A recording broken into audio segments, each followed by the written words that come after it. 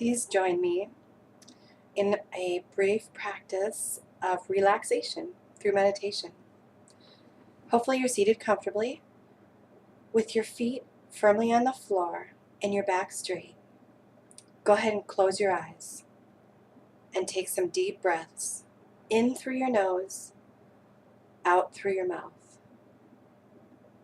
As you inhale, try to inhale for as long as you can.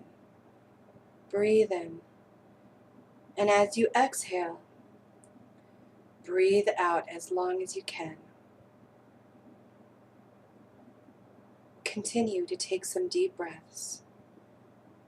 As you breathe in, you're breathing in fresh, healing energy. And as you breathe out, you're releasing all stress and negativity you've experienced from your day. Keep that in mind as you take 2 more deep breaths.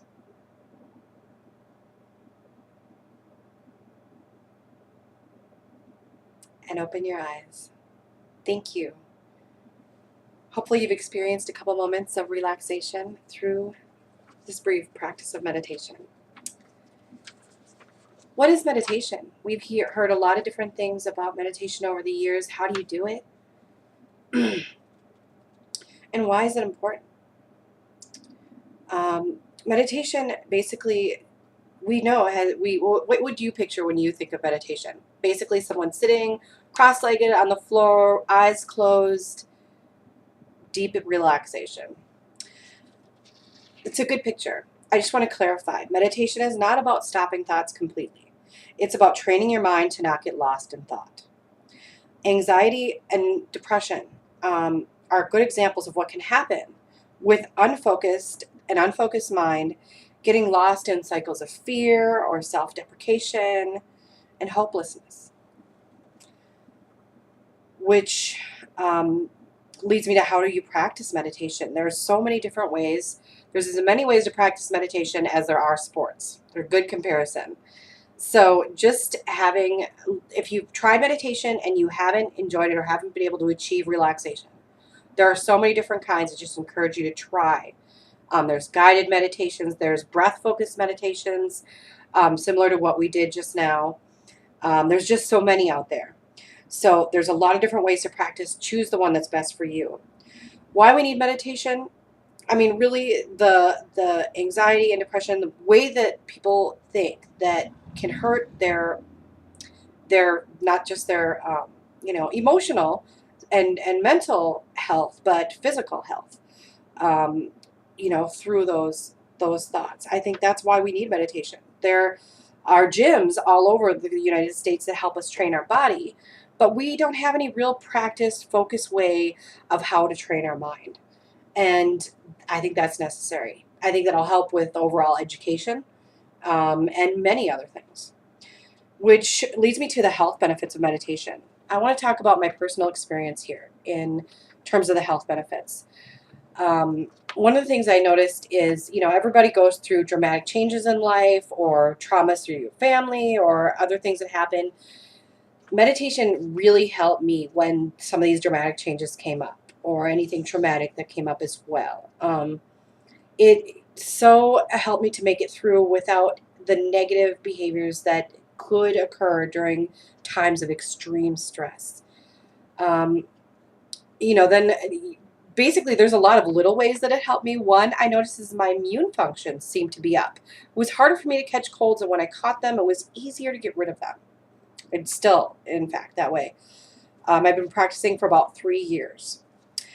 And other things is basically being easier at school, easier to take tests, easier to focus on specific subjects, even that I wouldn't necessarily be normally interested in. Finally, I noticed my driving.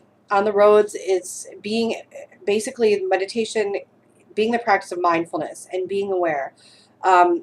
Being able to accurately see everything that's going on around you helps you to be such a much better driver. And for me, increases my safety and security on the roads, even in tough weather. So those are the things that benefits. Now, even the simple things like the driving, I mean, driving can be stressful. Stress affects your body, affects your health. So really great health benefits for me that I've seen. Now, Dr. Salazar, I want to talk about, did a study through the University of Wisconsin-Madison.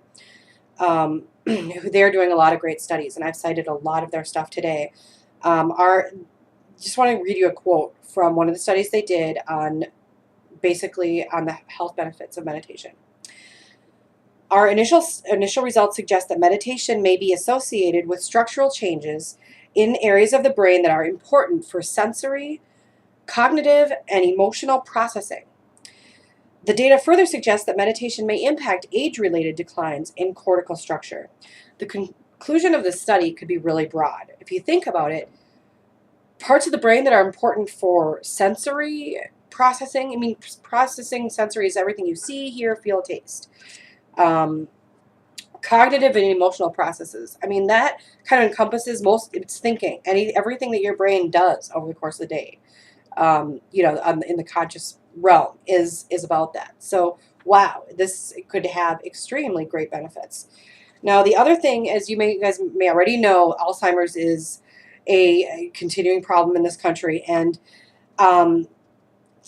impacting age-related declines in the cortical structure is huge for Alzheimer's. That's what we see a deterioration of when you have an Alzheimer's patient. So this leads us, really the more current studies are on how meditation affects brain structure. One study I thought was really interesting, done by PACE and a group of scientists, was studying on students, basically students who regularly meditated, versus students who just were in a health class where they discussed health issues. They tested them by basically giving them public speaking assignments and mental arithmetic to do, and then they tested their cortisol, their plasma levels for cortisol and other immune reactions to stress, physiological.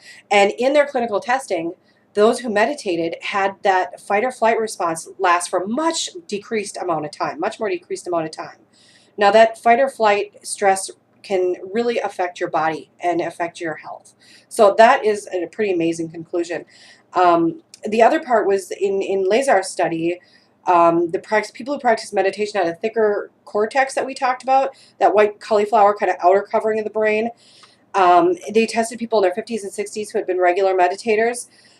Now, these people, in compared to their peers, had much thicker cerebral cortex, and it was actually comparable to people in their 20s and 30s. So just, I think the possibilities are almost limitless in terms of what meditation can do.